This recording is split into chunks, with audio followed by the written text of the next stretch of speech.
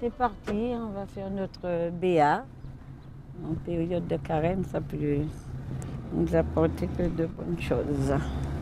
C'était trop rigolo samedi. On a préparé, tu vois, le truc, et puis il a dessiné lui-même, hein, tu vois, il a fait son décor. Comme chaque samedi, la petite équipe du Secours catholique rend visite à cette famille de Roms. Jamais j'aurais pensé qu'un jour, en France, tu vois, que ces genres de trucs, ouais. Mais nous voilà chez les Roms, hein. D'habitude, ils viennent nous rencontrer, hein, mais là, ici, c'est qu'il faut faire de la gym et être en jean. Mais aujourd'hui, une intruse accompagne les bénévoles, la caméra. Les Roms ont préféré ne pas montrer leur visage, ne pas être reconnus. Ils ont eu peur de perdre leurs droits, leur unique droit. Rester là, sur ce terrain. Vous savez qui c'est qui a préparé tout ça là pour vous là? Non. Hein? Alors, c'est Gabriel, c'est Loana, c'est... Hein? Mais il est là, Gabriel. Est-ce que vous savez de quoi on va remplir tous ces petits doigts? Non. D'œufs en chocolat.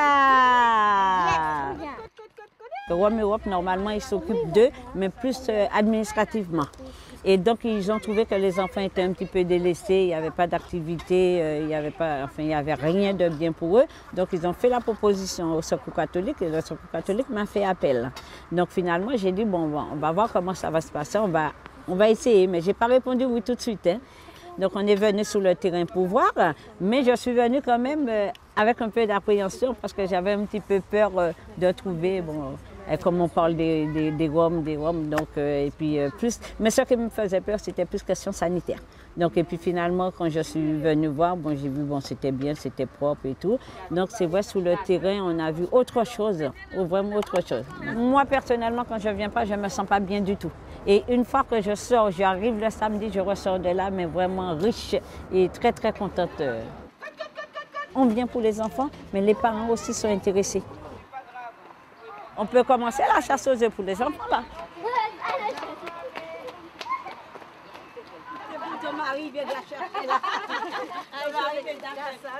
Qui c'est qui a trouvé ces trois? Voilà, Marité, elle donne. Vous pensez que les gens vous regardent différemment, vous? Oui, oui, ils nous regardent, mais ils ne nous regardent pas correctement. Qu'est-ce que tu n'entends pas correctement? Ah oui, bonjour, mais ça va. Une fois, il m'a écouté, puis une fois, non. Et ça fait mal, oui, ça fait mal. Qu'est-ce que vous voudriez qu'on fasse justement pour changer ça? Pour changer ça, je ne sais pas pour l'instant, mais vous parlez avec nous, vous venez ici, vous voulez jouer avec les enfants ils sont très contents, nous aussi de vous. Mais ça, c'est avance. On n'a pas une situation très bien dans la Roumanie. C'est ça le problème. Pour ça, parce qu'on est européenne, je sais très bien qu'on trouvait un travail ici, un logement. Pour ça, on est venu ici. Ça va changer notre situation, mais aucun change.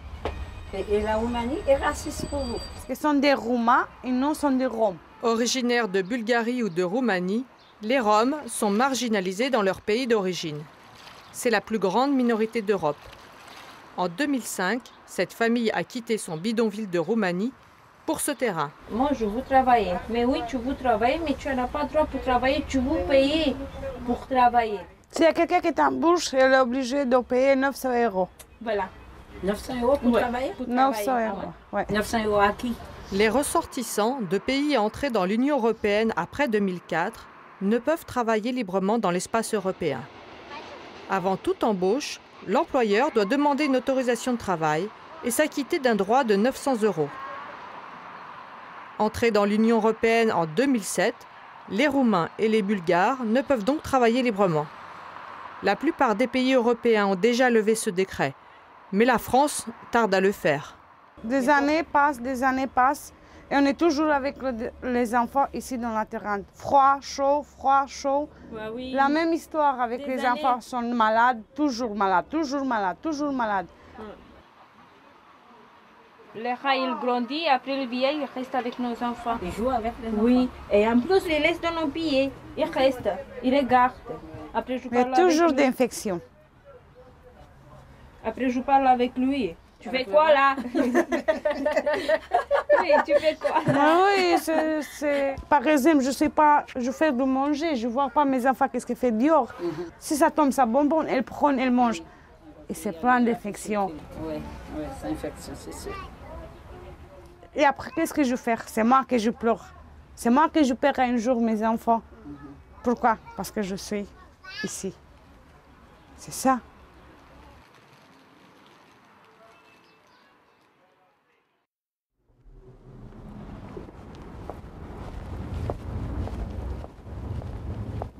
J'étais à une soirée avec des amis et en fait je revenais de Roumanie et donc j'en parle avec un de ses amis qui me dit ah, mais tu parles roumain, mais alors attends, il faut absolument que tu sois bénévole parce que le Secours catholique a une équipe de Roms et ils ont besoin de personnes qui parlent roumain. Donc je suis arrivé au Secours catholique comme ça, un peu presque par hasard et parce que je parlais roumain et que j'avais effectivement envie de faire quelque chose en lien avec la Roumanie en France dans le cadre d'un bénévolat. Ça me donne aussi l'occasion de parler roumain au moins un soir par semaine, donc de pratiquer un petit peu la langue. Voilà.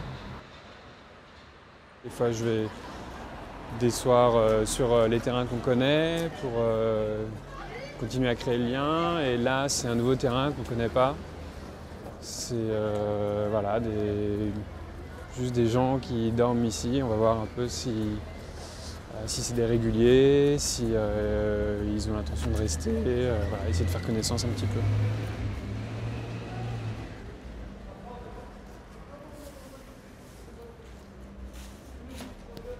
Bună-seara! Bonsoir! Bună-seara, ce faceți? Bine. Și am deja fost aici, nu? Da? Da? Asta. Bună-seara! Bonsoir! Bonsoir! Ça va? Bonsoir! Bună-seara, ce faceți? Românești, băiat? Da? Nu, eu sunt francez, dar vorbesc un pic românești. Bună-seara! Da. Am fost deja aici.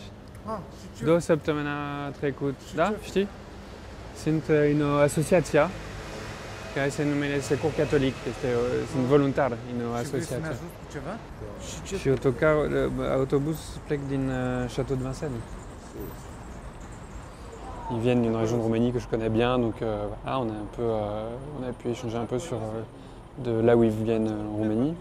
Et en fait, assez rapidement, il y a un des hommes qui était embêté parce qu'il a à la fois accepté une aide au retour, donc un retour gratuit en avion, payé par le contribuable français, plus 300 € pour accepter de retourner en Roumanie.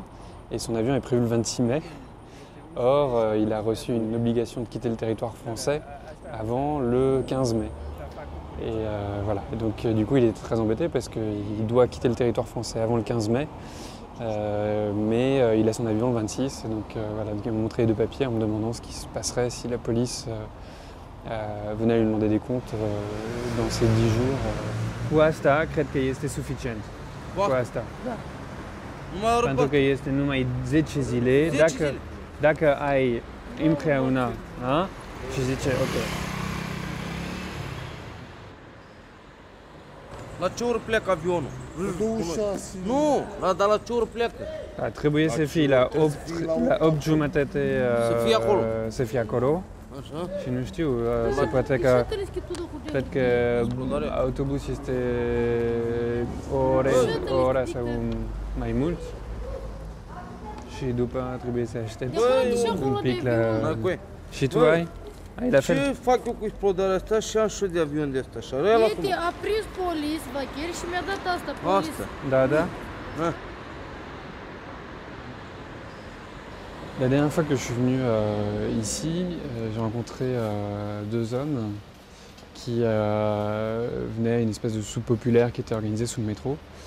Et je commençais à parler avec eux et ils m'expliquent qu'ils sont arrivés la semaine dernière. Alors je leur dis ah bon, mais vous êtes venus en bus, parce que c'est comme ça que la plupart des Roms viennent quand même en France. Ils me disent non, on est venus en avion. Et du coup ils me montrent leur billet, tout contents. Et en fait ils avaient un aller-retour pour rester un mois en France. Voilà. Donc c'est aussi une réalité de certains Roms qui viennent en France comme ça pour une période définie et qui arrivent à gagner suffisamment d'argent en mendiant pendant un mois ou 2 mois pour revenir en Roumanie avec un petit peu d'argent et de quoi vivre un petit peu mieux pendant quelques mois pour la famille. Si j'avais des enfants, une femme au pays à nourrir, est-ce que je viendrais en France pour mendier et gagner chaque mois le salaire d'un médecin dans mon pays?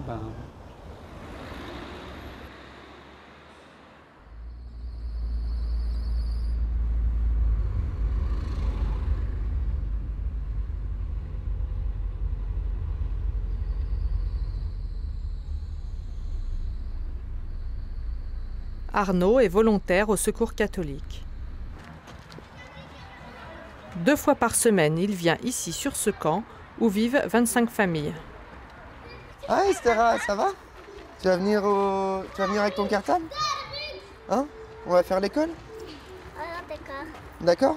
T'as fini de manger? Non? Si tu veux, tu peux finir de manger, tu viens après? Le Secours catholique parie sur la réussite scolaire des enfants et organise une aide aux devoirs. Bonjour Claudia, ça va?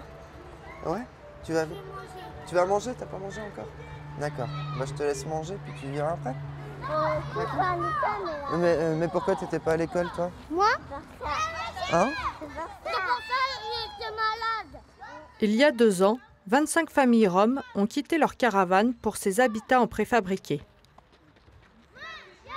Financé par le Conseil général de Seine-Saint-Denis et l'État, le village a pour vocation d'aider les familles à s'insérer dans la société française.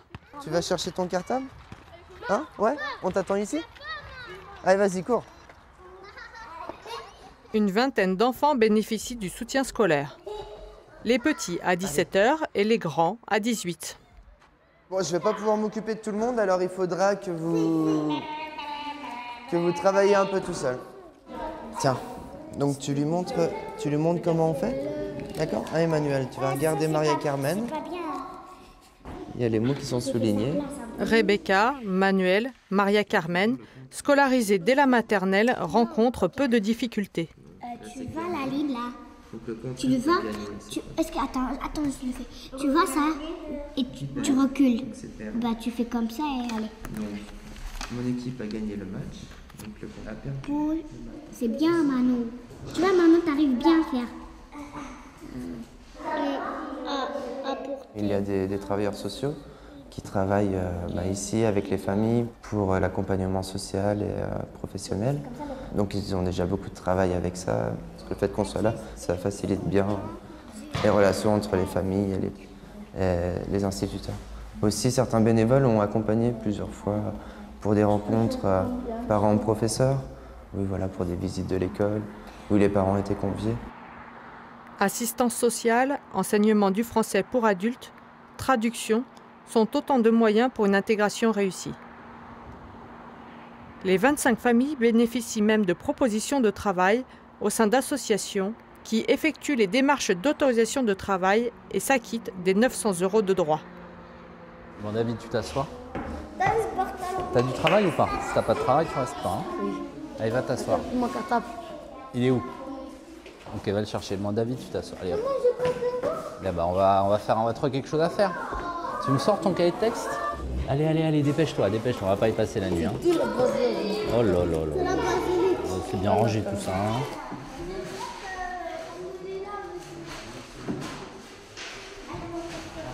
Tu m'as dit quoi là? Une fillette. Une fillette. C'est comme une ficelle. Comme une? Ficelle. Une ficelle? Une fillette? Oh bah non, c'est différent. C'est une fille. Mets ton sac par terre. Voilà. Assieds-toi sur la chaise normalement. Voilà. Allez, maintenant tu vois, tu me conjugues le verbe là. Tu me conjugues le verbe. Bien sûr. Je suis. Allez, maintenant on va lire. Oh là là. Ça va? T'es avec moi là? Ma crête. Laisse-moi crête. T'es avec moi? Oui. Les centaines, les dizaines, les unités. Qu'est-ce que l'on met en tête des colonnes? Quoi? 3 jus. Je sais pas, elle avait mis des ronds. On va considérer qu'un jeu de... Comment vous êtes arrivé ici en fait? J'ai vu une affiche sur un des pieds de la basilique qui demandait s'il y avait des volontaires pour venir faire du soutien scolaire avec les Roms. C'était bien parce que c'était un contexte catholique. Et tu recommences là. La 4e ligne, sinon il va te dépasser. Moi, je vais le passer maintenant. Bah, il va te dépasser si tu te dépêches pas. C. C'est un cadeau. Ok? On est là. Cadeau. L'école, je crois qu'il y a pas mal de prétextes pour ne pas y aller. S'il n'y a pas la cantine le midi, par exemple, on interprète qu'il n'y a pas d'école. Je cherchais de faire du bénévolat, soit auprès des SDF, soit peu m'importait en fait. Et donc j'ai choisi ça parce que c'était la période aussi des expulsions des Roms et tout qui m'avait pas mal touché, quoi. Donc je m'étais dit que... Ce qui fait que j'avais choisi l'engagement auprès des enfants Roms. Je cherchais aussi à montrer que c'était lié aussi à mes valeurs spirituelles, quoi. Enfin, c'est ma foi qui me pousse à m'engager.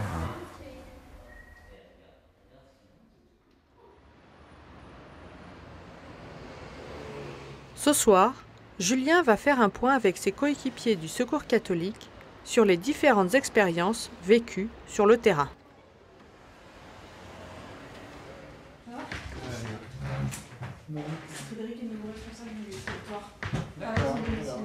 Julien est la star suivie par la caméra.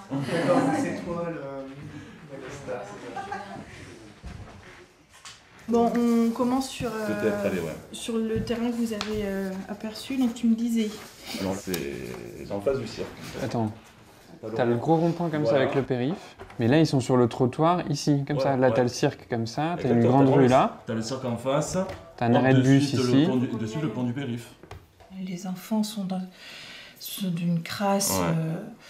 C'est sale. C'est très sale. Ils manipulent de la boue toute la journée, les enfants. Ils jouent dans la terre. C'est vraiment une hygiène terrible. L'objectif principal du groupe, même si c'est frustrant, c'est d'assurer un lien. D'assurer un lien et d'assurer un contact au cas où il y a un moment, une urgence. Ça peut être que du convivial pendant un an, avec rien d'autre. Et encore du convivial, pas toujours. Alors, la Villette, c'est pas plus joyeux. Et c'est plus propre. Ils m'ont appelé. Toi, oui. Varga Pardarian m'a appelé en disant voilà, on a un problème sur le terrain, il faut absolument passer rapidement. Et il faut que ce soit un roumanophone qui passe. Ce que voulait la grand-mère et Cordelia, la fille, c'est que j'appelle la police, que la police vienne, et si la police disait qu'ils peuvent rester, ils pourraient rester. Je dis, mais tu comprends bien que la police risque de dire à tout le monde de partir. Alors, sur ce point-là, ce que j'ai rappelé Yana un peu en retard après, quand ils demandent d'appeler la police, naturellement on n'appelle pas. Ah, évidemment, c'est ça a été... Mais je leur dis, parce qu'on ne sait jamais, s'il y a un conflit, ou ils en viennent aux mains, ou vous sentez vraiment que la tension monte et qu'il risque d'avoir des blessés, les seuls qu'on appelle, c'est les pompiers. Oui. Voilà. Juste que ce soit très clair, hein, pour ne pas les mettre en danger vis-à-vis de leur situation. Vous voyez ça comment, là, la suite entre ces deux groupes Moi, sur le coup, je voyais mal, vraiment, je voyais pas comment ils allaient faire. Vous vous êtes sentis en danger tous les trois ou pas? Pas en danger au début, moi un peu trop. Moi trop pris par partie, vraiment, parce que j'étais vraiment trop fait. Ils m'ont mis vraiment au milieu de. C'était le ring, quoi. Dans ces cas-là, n'hésitez vraiment pas à partir en disant. J'ai failli dire, surtout que moi, ce qui m'inquiétait, c'était de voir toi aussi un peu seul au fond, après. Nathalie s'est saisie. Non, mais au départ, quand on était tous les trois et que tous les hommes sont arrivés autour de nous, nous ont encerclés. Oui, vraiment. Là, je me suis dit, bon... Et sans les autres, avant que les Stuarts arrivent. Ouais. On aurait été que toutes les deux. La prochaine fois, vraiment, n'hésitez pas à vous éclipser en disant non, quoi... Vous mettez pas en danger. Moi, j'avais peur pour la famille qui était sur place. Après, j'ai téléphoné pour dire qu'on avait rendez-vous demain à Maria. Et je leur ai demandé comment s'était passée la nuit. Et elle m'a dit que c'était calme, que ça allait mieux. Elle vous aurait dit si ça se peut. Ah oui, bien sûr. En plus, n'hésite pas à appeler le secours, bien sûr. C'est génial parce que vous avez vraiment une confiance avec cette famille maintenant. Mais oui. Alors si elle part, moi je serai. Ça risque d'arriver, Nathalie, préparez-vous. Oui, il faut que je me prépare. Vous en trouverez une autre. Vous inquiétez pas. Depuis que je suis bénévole au Secours catholique, j'ai eu l'occasion, avec différentes rencontres, dans un cadre catholique, d'église, de réfléchir un petit peu à cet engagement et d'avoir des moments un peu de prise de recul par rapport à l'engagement qui m'ont fait prendre conscience que finalement il y avait un côté religieux dans cet engagement. Voilà. Un jour, j'ai entendu une religieuse qui est infirmière en milieu carcéral dire qu'elle avait le sentiment que le Christ en croix était venu d'abord pour les plus pauvres, les plus malades, et que finalement, il était plus en croix pour les personnes qu'elle soignait dans sa prison que pour elle, en fait. Et c'est cette image qui la faisait avancer dans son engagement au quotidien. Et moi, c'est une image qui m'a beaucoup parlé. En fait, je me suis dit que finalement, ça me paraît assez évident que si le Christ revenait aujourd'hui, il irait d'abord parler à un Rome plutôt qu'à moi. Ou, voilà, je pense qu'il vient d'abord pour des gens comme ça. Donc, voilà. J'essaie de me le mettre dans la poche en fait, en m'occupant des Roms, c'est juste ça.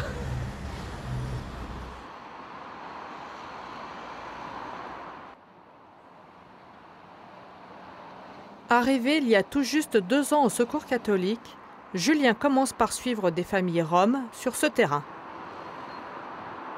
Quand la famille était sur ce squat, alors évidemment il n'y avait aucune scolarisation, les enfants n'allaient pas à l'école, aucune démarche administrative n'avait été entreprise.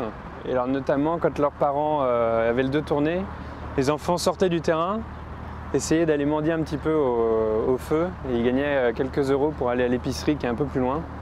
Et ils s'achetaient des bonbons, ils étaient toujours très très fiers de me montrer qu'ils avaient réussi à acheter des bonbons. Mais voilà, ils n'allaient pas du tout à l'école et ils s'embêtaient en fait vraiment beaucoup quoi. Sur le terrain était assez grand, donc il y avait de quoi jouer au foot.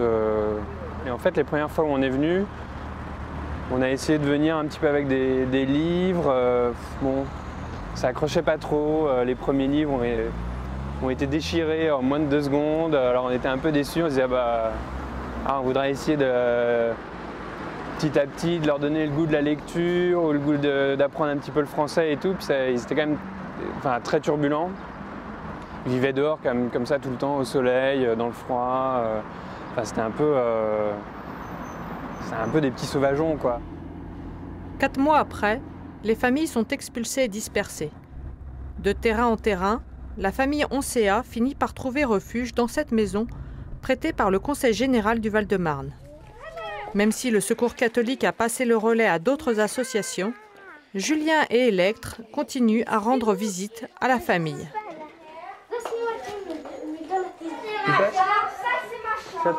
Installés depuis seulement 11 mois dans la maison, les enfants sont fiers de montrer leur chambre à Electre. Denisa est là ici? Non, Denisa là, ouais. Rebecca là, et Paraski là. Les oreilles, les mains, la gorge, et les doigts. Les doigts. Et tu sais qui c'est ou pas? Non. Tu sais pas qui c'est? Non. C'est un chanteur. Il est super connu. Johnny Hallyday. Lui? Ouais.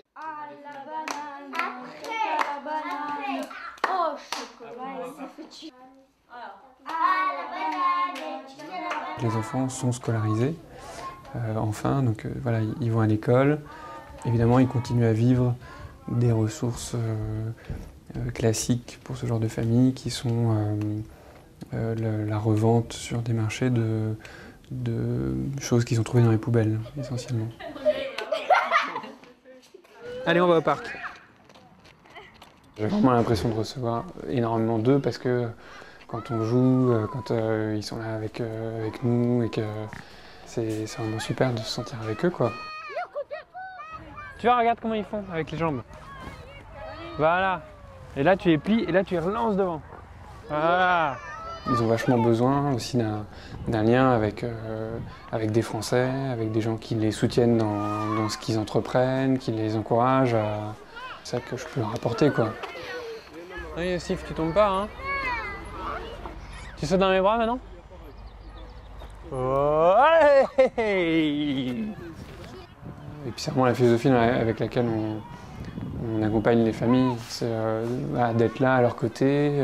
Un coup de fil où ils nous appellent en disant on est paniqué parce qu'il y a ci, il y a ça. Quand ils étaient sur un terrain, voilà, il y a des gens qui viennent qui nous font peur. Bon, de venir, de les rassurer, de leur dire qu'il y a des lois en France, que rien que ça, je veux dire, il n'y a personne qui le fait, donc voilà. Et ça prend beaucoup de temps. Mais ouais. juin, juillet, août. Ouais. Là, c'est comme la police. Octobre, novembre, Ça, décembre. c'est comme Pot să fac curs pentru limba franceză, nu? Da, din septembrie deja. Din septembrie pentru tine? Pentru mine. Ah, Iosif nu pot să mă aduc acum, când încep școala, cât este vacanța, că Iosif n-am pe cine să-l las pe Iosif.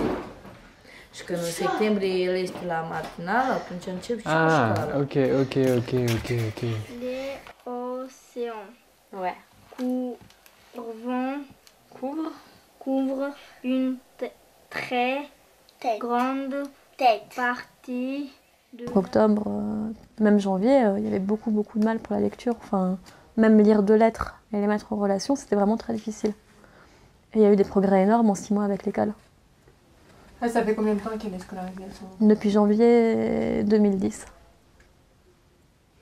Merjem? Moi, quand je vois la façon dont les enfants apprennent la langue française et grandissent à vitesse grand V, quoi, ils rattrapent aussi un retard d'années de non-scolarisation. Voilà. Donc, de toute façon, pour la génération du dessous, je pense que ça sera déjà beaucoup plus facile de vivre en France, quoi. Et pour les parents, de toute façon, j'en parlais avec Sonia qui me redisait, de toute façon, moi, la Roumanie, c'est fini, j'y mettrai plus jamais les pieds. Donc voilà, elle veut apprendre le français, l'année prochaine elle espère apprendre le français, et voilà, petit à petit, il y a des solutions pérennes, je pense, pour la famille. Mercredi, jeudi, vendredi. Allez, ciao!